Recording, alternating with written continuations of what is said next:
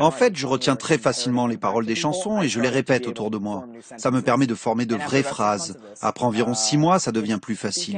J'arrive à avoir des conversations courantes grâce aux mots que j'ai appris dans ces chansons. Bonjour à toute la camaraderie. Aujourd'hui, je vais vous apprendre comment apprendre n'importe quelle langue dans un temps réduit. Si je me permets aujourd'hui de faire cette vidéo, c'est parce que déjà je parle couramment 3 langues, qui sont l'anglais, le russe et bien évidemment le français, mais que j'ai aussi dans le passé appris les bases de certaines langues, dont le japonais et le serbe. Et du coup, aujourd'hui, je vais vous expliquer comment apprendre n'importe quelle langue. Je vais vous donner des vrais conseils. Je vais pas parler d'aller habiter dans le pays, etc. car je sais que ce ne sont pas des choses qui sont à portée de tout le monde, n'est-ce pas? Déjà, le premier objectif, ça va être de trouver un objectif, justement. Vous ne pouvez pas apprendre correctement une langue si vous l'apprenez juste pour l'apprendre.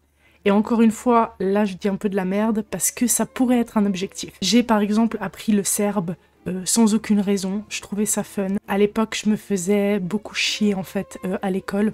Et donc, pour faire passer le temps, j'apprenais un petit peu le serbe, comme ça. Voilà, j'avais aucun voyage de prévu, je ne connais personne de serbe. Vraiment, c'était, je sais pas, j'ai choisi vraiment une langue au hasard. Et ma première révélation, ça a été qu'on peut apprendre une langue tout seul, sans aller dans le pays, sans communiquer avec des personnes et sans forcément prendre de cours payants. Et aujourd'hui, je me sens prête à vous dévoiler voilà, cette technique ultime pour apprendre une langue sans parler avec quelqu'un, sans prendre de cours, sans installer Duolingo et sans aller dans le pays. Une fois que vous avez trouvé une raison valable d'apprendre une certaine langue, vous allez acheter un cahier. Et là, je vous dis la vérité, achetez un cahier.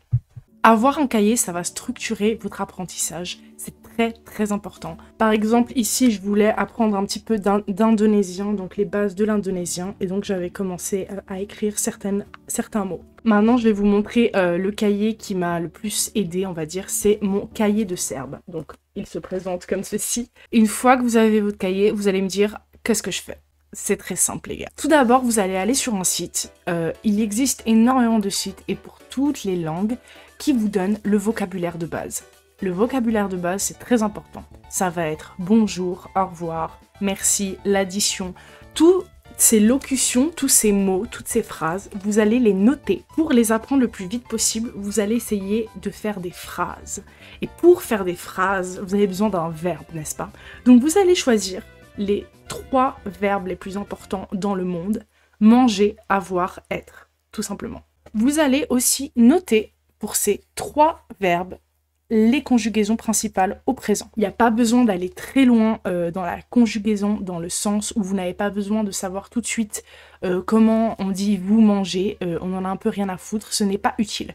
Ce que j'ai envie de vous dire, c'est qu'au début, il faut se concentrer sur l'essentiel, sur le vocabulaire de base. À partir de là, la première phrase que vous allez faire, c'est votre présentation. Et là, je vais peut-être dire quelque chose qui va à l'encontre de tous les profs de langue, etc., des linguistes, mais Google Traduction est votre meilleur ami. À l'époque, ChatGPT n'existait pas. Aujourd'hui, je vous conseillerais de demander tout simplement à ChatGPT, qui, au niveau des traductions, me paraît un petit peu plus correct que Google Traduction, mais Google Traduction reste quand même la base, c'est quand même un peu plus rapide, j'ai l'impression, que ChatGPT. Oui, il y a des problèmes avec Google Traduction, mais pour la base, ça va vous faire apprendre la base. Et à partir de ce moment-là, une fois que vous avez fait votre présentation et que vous arrivez à peu près à vous présenter à l'oral, vous allez commencer à apprendre beaucoup plus de mots. La technique, c'est qu'au fil de la journée, vous allez vous noter ou quoi, des petites phrases qu'en français vous dites souvent. À quelle heure? Vous allez aller sur Google Traduction et vous allez noter comment on dit dans la langue que vous voulez, à quelle heure. Toutes ces locutions sont très importantes parce que ce que vous dites couramment dans une journée, c'est ce que vous allez devoir dire couramment dans une autre langue. À partir du moment où vous avez quelques phrases que vous connaissez, vous allez commencer à essayer de faire des dérivés de cette phrase. Par exemple, si vous voulez dire dans la langue que vous voulez apprendre « j'apprends cette langue sur internet » et que vous avez appris à dire ça dans la langue choisie, vous allez maintenant la décliner et apprendre à dire par exemple « j'ai appris cette langue sur internet » au passé. Ça va vous donner une compréhension générale de la langue et des temps, sans pour autant apprendre justement toutes les conjugaisons de tous les temps pour rien au final. Vous voyez ce que je veux dire? Ensuite, il y a un truc très intéressant, c'est de faire des listes de vocabulaire. Donc pour ça, je conseille Quizlet ou Anki. Ce sont des applications gratuites qui vous permettent de réviser des cartes de mots. On en vient maintenant à un conseil que j'ai qui m'a énormément aidé, c'est Genius Lyrics. Donc Genius Lyrics, c'est un site en fait qui traduit des chansons. Vous allez aller choisir une chanson de votre choix, regarder la traduction et essayer d'analyser chaque phrase. Ça c'est vraiment bien parce qu'en parallèle de faire ça, vous pouvez aussi écouter les chansons, ce qui est très très utile car comme on le sait, on se rappelle beaucoup plus facilement d'une mélodie que juste d'un mot comme ça. Toute la technique de cette méthode en fait réside dans votre propre vocation à apprendre. Il faut vraiment être motivé. Ça veut dire que vous allez écrire une phrase du genre j'aime le poisson mais je n'aime pas le riz sur Google Traduction. Vous allez voir comment ça donne dans l'autre langue. À partir de ce moment-là, vous allez écrire cette phrase dans le cahier, encadrer chaque mot d'une certaine couleur, encadrer le mot en français de la même couleur et comprendre en fait à chaque fois qu'est-ce que ce mot signifie. Parce que moi je pense vraiment qu'on n'apprend pas juste une langue comme ça, il faut vraiment essayer de comprendre la langue. Une fois que vous avez compris la vibe de la langue, le système, etc., ça se passe beaucoup mieux. Une fois que vous avez fait ça, j'ai un conseil qui marche super bien, c'est de vous enregistrer parler. Vous allez vous enregistrer, vous allez parler la langue, donc vous allez vous présenter tout d'abord, et ensuite vous allez essayer de dire ce que vous avez fait dans la journée. Et à partir de ce moment-là, en essayant d'expliquer ce que vous avez fait dans la journée, vous allez vous rendre compte que vous n'avez pas beaucoup de vocabulaire. Et c'est à ce moment-là que vous allez ressortir votre cahier et noter tout ce que vous auriez voulu dire dans la vidéo. Une fois que vous avez fait ça, une fois que vous avez appris ce que vous vouliez dire, etc., vous allez refaire la vidéo.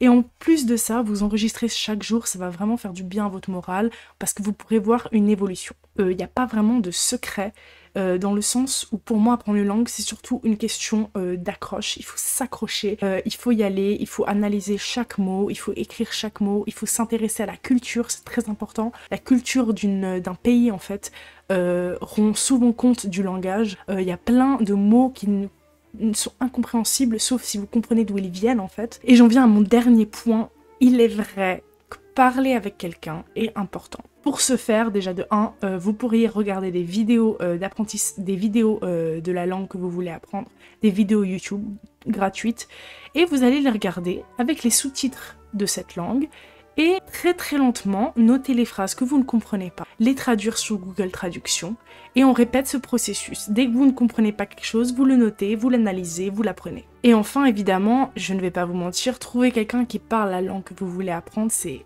vraiment bien, ça vous permet de voir en fait votre niveau, ça vous permet tout simplement de vous acclimater à la langue et d'oser parler. Enfin, c'est pour ça que je vous recommande de faire tout ce travail avant, parce qu'il est possible de comprendre au final beaucoup d'une langue, rien qu'avec ma technique, mais au bout d'un moment, c'est vrai qu'il faudrait parler. Si vous ne connaissez pas de personnes qui parlent la langue que vous voulez apprendre, vous pouvez à ce moment-là prendre des cours sur internet en visio, des trucs comme ça. Pour moi, les cours en visio et les cours de langue en général, ils sont là pour renforcer en fait vos connaissances de base. Et en fait, faire ça, commencer à se présenter, commencer à noter des phrases que vous ne comprenez pas, je vous jure que ça aide beaucoup. Moi, après, je pense que c'est quelque chose un peu qui réside dans la passion. Je me suis beaucoup amusée, en fait, par exemple, à l'école, à apprendre le serbe. Je trouvais ça beaucoup plus intéressant que d'écouter en cours. Le vrai secret pour apprendre une langue, c'est la discipline. Sans discipline, ça ne marche pas. Apprendre une langue, c'est vraiment un travail quotidien. Il faut se poser au moins 30 minutes par jour, constamment essayer de traduire les phrases que vous dites en français dans la langue voulue, dans votre tête. Ça peut être très très intéressant. Ça, j'en viens à mon dernier conseil, en fait. C'est par exemple de traduire tout ce que vous faites dans la journée dans la langue que vous voulez.